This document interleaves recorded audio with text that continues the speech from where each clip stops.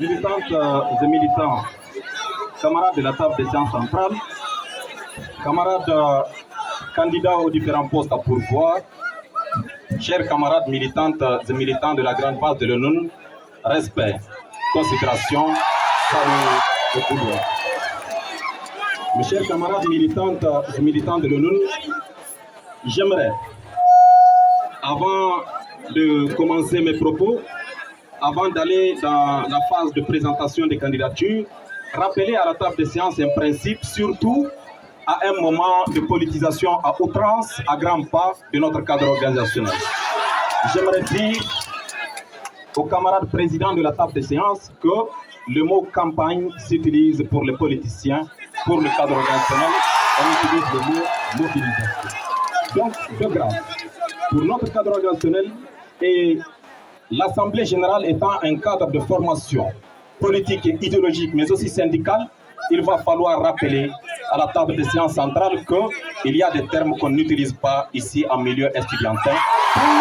pour éviter la politisation à outrance de notre cadre organisationnel. Mes chers camarades militantes et militants de l'ONU, chers camarades candidats ou ambitieux aux différents postes à pourvoir, c'est avec un réel plaisir que je prends ce soir la parole pour m'adresser à cette grande base, à cette famille que je vois ici là présente, pour me présenter et vous faire part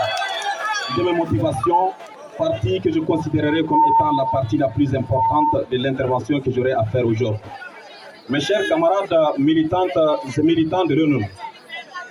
sachez-le, c'est malgré avec une constance qui nous a caractérisés dans la persévérance et sans aucun esprit d'outrecuidance que je viens ce soir pour vous dire que je réponds au nom de Bakim Batouré Al-Mustafa, connu sous le sobriquet de BBA, candidat au titre de la liste numéro 1 pour les élections de l'ONU qui se tiendront dans un temps proche, Inch'Allah. Mes chers camarades militantes et militants de l'ONU, la présentation, tout comme le veulent les principes de notre cadre organisationnel, mais aussi la pratique syndicale, veut à ce que la présentation soit scindée en 3 volets. Le volet académique, le volet syndical et également le volet motivationnel. C'est-à-dire, pour décliner notre identité, nous allons commencer par vous dire du point de vue académique qui nous sommes et où est-ce que nous sommes présentement en termes d'études académiques. Et nous allons décliner notre identité en termes syndicaux, puis nous allons terminer par les motivations. S'agissant de notre cursus académique, camarades militants et militants, je vais être très bref parce que le temps qui est imparti par la table des séances ne permettra pas d'aller jusqu'au bout de nos idées. Alors, je dirais tout simplement que s'agissant de mon cursus académique, je suis actuellement inscrit en Master 2, droit privé fondamental au niveau de la FLJP. Retenez que pour être en Master 2, on passe par un diplôme de licence, on passe par un diplôme de baccalauréat, on obtient un brevet et on obtient un CPD. Pour dire que nous avons capitalisé tous ces diplômes avant de nous inscrire en Master 2 où nous sommes actuellement inscrits. S'agissant de notre cursus syndical, chers camarades militantes et militants de l'ONU, j'aimerais vous dire qu'il est certes vrai que nous avions occupé des postes de responsabilité depuis le bas âge, depuis le primaire, le collège et également au lycée, mais nous aimerions commencer par décliner l'identité syndicale qui nous a caractérisés à partir du poste de responsabilité que nous avions occupé quand nous étions en classe de terminale, où nous avions été non seulement responsables de notre classe, mais également nous avions été le secrétaire général adjoint de la sous-section du CS Moussa Jarmakoy, où nous avions obtenu notre du comité directeur, chose qui nous a permis de capitaliser beaucoup d'expérience. Et je me rappelle encore, c'était pour la première fois, nous avions créé le comité intercoordination, c'est-à-dire le comité de coordination qui regroupait toutes les régions du Niger, excepté Niamey, qui n'a pas une coordination. Chers camarades militantes et militants de l'ONU, nous avions été secrétaire général de la COSFA et nous avions la même année déposé notre candidature au niveau de la FSJP au poste de délégué général. Nous n'avions pas pu obtenir les voix qu'il faut pour être secrétaire général et nous avons été candidats à l'ONU où nous avions occupé le poste de SCP, secrétaire chargé à la presse du comité exécutif du camarade Arifas. Chers camarades militantes et militants de l'ONU, nous avions été SCP de l'ONU et également retenus que nous avions été membres actifs et fondateurs du club OHADA IAM, qui est un club de camarades juristes et qui est actuellement en fonction. Nous avions participé activement à la création de ce club et nous en sommes actuellement membres. Chers camarades militantes et militants de l'ONU, toujours du point de vue syndical, retenez tout simplement, avant de finir avec cette phase, que nous avions à maintes reprises été présidents des tables de séance qui ont organisé les élections pour permettre à des comités exécutifs de coordination de pouvoir s'installer et gérer des situations que vous connaissez. Alors, chers camarades militantes et militants de l'ONU, voilà de manière très résumée et avec un langage très bref, ce qui a caractérisé notre vie académique et notre cursus syndical. Alors, chers camarades militantes et militants, à l'heure actuelle, nous allons partir pour aller à la partie que nous avons considérée comme étant la plus essentielle, c'est-à-dire la plus importante de notre présentation, qui consistera à vous dire véritablement du fond de notre cœur et du fond de notre âme, qu'est-ce qui nous caractérise et pourquoi nous voulons aujourd'hui être au comité exécutif de l'ONU pour diriger le CE du comité exécutif de l'ONU. Chers camarades militantes et militants de l'ONU, notre présentation du point de vue motivationnel sera répartie également en plusieurs volets. Nous allons commencer par le volet académique. Aujourd'hui, toute personne qui est ici présente sait au moins une chose, qu'on s'inscrit à l'université, c'est pour étudier. On s'inscrit à l'université, c'est pour obtenir des diplômes et pouvoir servir nos pays, notre nation, mais aussi notre famille. Alors, chers camarades militants et militantes, s'agissant du cursus académique, s'agissant de cette question de mes motivations sur le plan académique, j'aimerais commencer par vous dire que nous avons la forte intention de pouvoir créer les conditions de faire en sorte que le retard académique soit banni à l'université Abdou Moumouni Niang. Aujourd'hui, c'est un secret de polichinelle. C'est un secret de polichinelle qu'à l'université de Niamey, nous traversons un retard académique crucial, un retard inédit. Prenez la faculté de sciences juridiques et politiques, vous allez facilement comprendre qu'il y a un retard académique sérieux au niveau de l'université et qu'il va falloir combattre.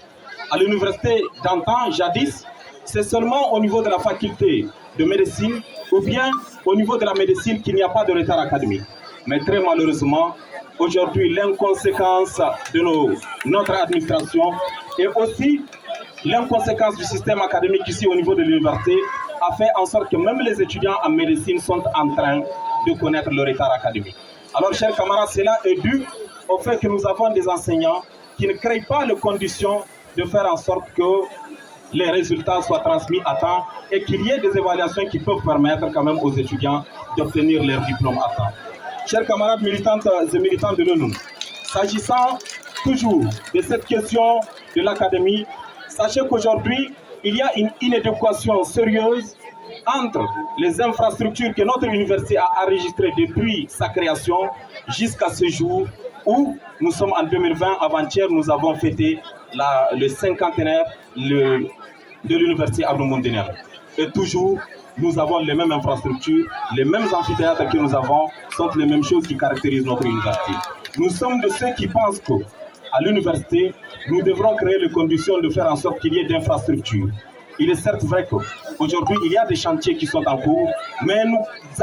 nous pensons qu'il faut créer les conditions de faire en sorte qu'il y ait des infrastructures assez importantes et qui peuvent permettre au nombre qu'enregistre chaque année l'université de pouvoir aller vaguer à des préoccupations académiques et obtenir des diplômes qui puissent nous permettre de servir notre nation. Chers camarades militantes et militants de l'ONU, j'aimerais aujourd'hui également, par rapport à la situation académique, passer à une question qui est très importante et que nous ne pouvons pas occulter ou observer avec des lunettes en bois cette question quand on se veut être celui qui défend sérieusement la question académique. J'aimerais parler de la question de l'inscription au niveau de la flèche. La manière par laquelle les inscriptions se font au niveau de la flèche font en sorte que C'est comme si nous avons l'intention que nous sommes en train de transformer la faculté des lettres en une faculté d'inscription. Du début à la fin de l'année, les étudiants partent pour s'inscrire. Aujourd'hui, prenez la question du service de baccalauréat, prenez la question des inscriptions en ligne, qui est à l'heure actuelle opérationnelle au niveau du service du baccalauréat, et qui fait en sorte qu'il y a des milliers et des milliers d'étudiants qui s'inscrivent et qui partent pour obtenir le diplôme de baccalauréat au niveau de cette institution. Alors nous pensons qu'il faut consacrer au niveau du comité exécutif de l'ONU, nous serons de ceux-là qui vont se battre pour faire en sorte que l'inscription en ligne voit le jour également ici à l'université et permettre de faire en sorte que la souffrance que connaissent nos camarades au niveau de la faculté de lettres soit atténuée et permettre à tous ces étudiants de pouvoir vaguer à des occupations académiques sérieuses. Il n'est pas sérieux de constater que les camarades qui sont venus pour étudier passent tout leur temps en train de vouloir s'inscrire. Nous pensons que, au-delà de cette question d'inscription en ligne, qui est aujourd'hui opérationnelle pour les services de baccalauréat, la question également de la décentralisation de l'administration qui permet de s'inscrire au niveau de la faculté de lettres peut permettre de faire en sorte qu'il y ait sérieusement un système qui puisse permettre aux étudiants de s'inscrire sans pour autant connaître le retard que l'on voit tout le temps. Chers camarades militantes et militants de l'ONU, j'aimerais, avant de finir avec ce volet académique, parler de la question du système LMD. Aujourd'hui, notre université, ça fait pratiquement 12 ans ou 13 ans que nous sommes engagés dans la voie du système LMD. Mais à l'épreuve de fait, si on essaie de faire une analyse sérieuse avec toute la profondeur qu'il faut, on constatera que nous avons un système qui véritablement n'est pas un système LMD et répond mieux au système ancien. J'aimerais, chers camarades militantes et militants de l'ONU, vous faire savoir que nous avons aujourd'hui intérêt de faire en sorte que le système LMD réponde véritablement aux aspirations des camarades militantes et militants qui sont inscrits à l'université de Niamey. Chers camarades militantes et militants de l'ONU, nous aimerions vous faire savoir que le système LMD, à l'heure actuelle, ne permet pas aux étudiants de pouvoir acquérir ce qu'on appelle la professionnalisation. Cette professionnalisation pour laquelle le système LMD est instauré n'est pas au jour du fait du manque de laboratoires, du manque des infrastructures qui puissent permettre au système LMD de fonctionner comme il le faut, de fonctionner normalement. Alors, chers camarades militants et militants de l'ONU, nous sommes de ceux qui pensent qu'il est venu le moment de créer les conditions de faire une évaluation sérieuse du système LMD pour que nous puissions obtenir des diplômes avec toute la professionnalisation qu'il faut, obtenir des diplômes qui puissent nous permettre de servir notre nation et de servir notre État avec toute la dignité qu'il faut. Voilà pourquoi, pour finir avec ce volet académique, je vous dirais tout simplement que nous devrons créer les conditions de faire une évaluation du système LMD et pouvoir répondre à l'appel de ces grands hommes de l'histoire, notamment Cheikh Anta Diop, qui nous dit « Armez-vous de science jusqu'aux dents, à connaissance égale, vérité triomphe ». Alors nous devrons faire en sorte que le système LMD de l'université Abdou Moumouni de Niamey puisse véritablement répondre à cet appel de ces grands hommes penseurs de l'Afrique qui nous demandent de nous armer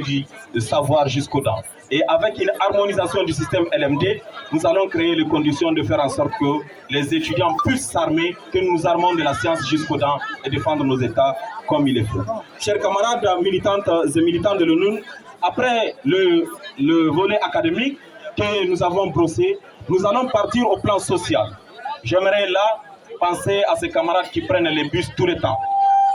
La situation de l'université Abdou Moumouni de Niamey à l'heure actuelle, s'agissant des camarades qui prennent les bus pour entrer en ville, c'est une situation qui doit nous interpeller tous que nous sommes ici à l'université. Sachez qu'il y a des camarades dont les axes de bus ne partent pas jusqu'à l'endroit où ils doivent déposer les camarades. Il y a des axes qui ont besoin d'être prolongés. Il y a des axes qui ont besoin d'un ajout des bus. Mais très malheureusement, la manière par laquelle notre lutte est caractérisée, s'agissant de l'acquisition de bus, nous avons encore un retard qui est là, constaté un retard appris. C'est pourquoi nous pensons qu'il y a un protocole d'accord qui existe entre le gouvernement nigérien et notre structure. Ce protocole d'accord, ça fait pratiquement aujourd'hui 2 ans qu'il n'a pas été respecté. Ça fait pratiquement 2 ans qu'il n'y a pas eu de réponse par rapport à cet état de fait. Je me rappelle encore qu'il y a de cela 2 ans ou bien 2 comités exécutifs se sont succédés sans pour autant qu'il n'y ait d'acquis en termes de bus. Je pense que nous devrons créer les conditions de nous inscrire dans la logique, de pouvoir faire en sorte que notre combat puisse nous permettre d'acquérir des bus qu'il faut pour permettre à nos camarades de pouvoir vaguer, de pouvoir se déplacer.